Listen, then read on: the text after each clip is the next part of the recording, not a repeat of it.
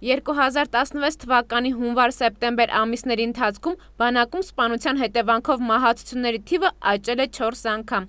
Եթե 2015 թվականին գրանցվել էր սպանության 3 դեպք, ապա 2016-ին 12։ Այս մասին ասվում է Հելսինկյան քաղաքացիական ասամբլեայի Վանաձորի գրասենյակի վերջերս ներկայացված զեկույցում։ Ըստ զեկույցի 2016 թվականի հունվար-սեպտեմբեր ամիսների ընթացքում ՀՀ զինված ուժերում եւ ԼՂ պաշտպանության բանակում գրանցվել է շարքային եւ պայմանագրային զինծառայողների մահվան 146 դեպք։ Մահացության 146 դեպքերից 77-ը ապրիլի 1-ից 5 ընկած ժամանակահատվածում տեղի ունեցած պատերազմական գործողությունների հետևանքով է, իսկ մնացած 69 դեպքերից 28-ը հրադադարի ռեժիմի խախտման, 15-ը դժբախտ պատահարի, որից 5-ը ավտովթարի, 3-ը բնական աղետի, 2-ը բլինդաժի փլուզման, 2-ը մեքենաներ վարելու, շահագործելու կանոնների խախտման, 1-ը հոսանքահարման, 1-ը ջրահեղձման, 1-ը ականի պայթյունի,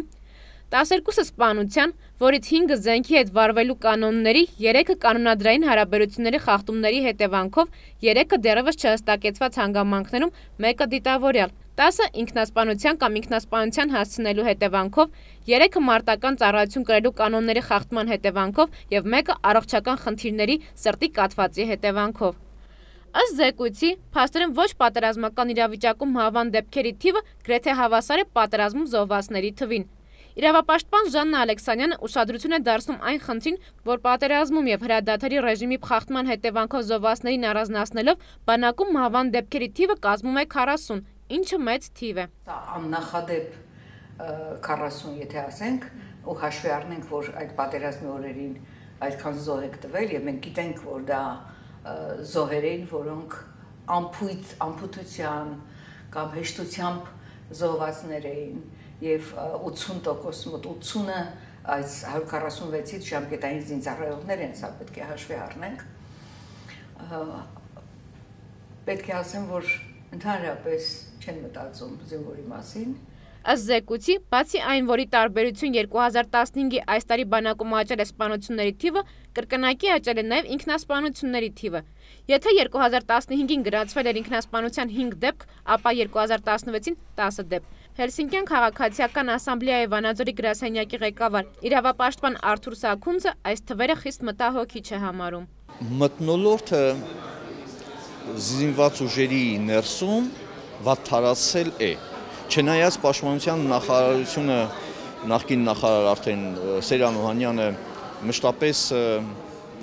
հավաստում էր, որ ջանքեր է գործադրում, եւ ես ինչքանով տեղյակ եմ, իրապես ջանքեր գործադրվում էր, բայց երևի թե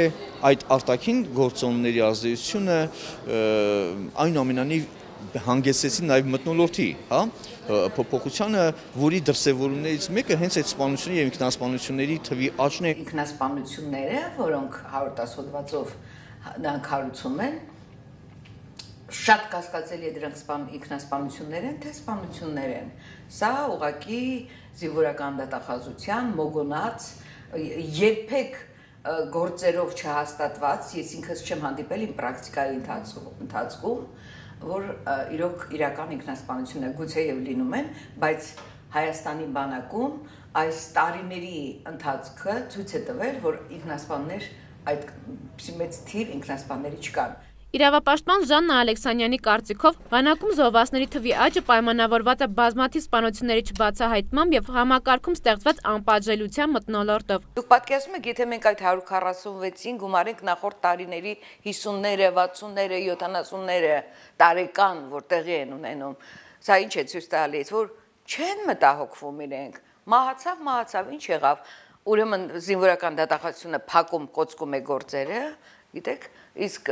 նրանք շարունակում են զոհվել վթարից, ձնհալից, սպանությունից, ինքնասպանությունից։ Արթուր Սաքունցը նշում է, եւ պաշտպանության նախարարությունը, եւ զինված ուժերի գլխավոր շտաբը հաշվի առնելով արձանագրված դեպքեր եւ դրանց բնույթը պետք է վերանային իրականացվող քաղաքականությունը պաշտպանության ոլորտում եւ զինված ուժերում։ Դա հենց պայմանավորված է կանոնադրական հարաբերությունների, միջանձնային հարաբերությունների, հրամանատարների, սպաների ոչ պատշաճ ուրեմն իրավիճակին տիրապետելու եւ այլն, այսինքն հարցեր, որոնք պետք է լրջորեն մտահոգեն առաջին հերթին գլխավոր շտաբին, որտեղ գլխավոր շտաբն է զինվորական կարգապահության, զինվորական պատրաստվածության, մարտական պատրաստվածության,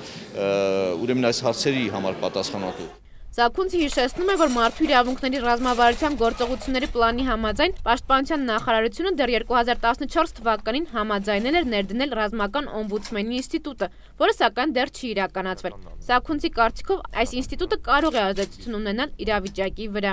Շուտվանից ենք հենց կարևորում ռազմական օմբուդսմենի առանձին ինստիտուտի ներդրումը այս նման մարտահրավերների կանխարգելման, որպես զսպող գործոն, որտեղ նույն մեկ օմբուդսմենի շրջանակում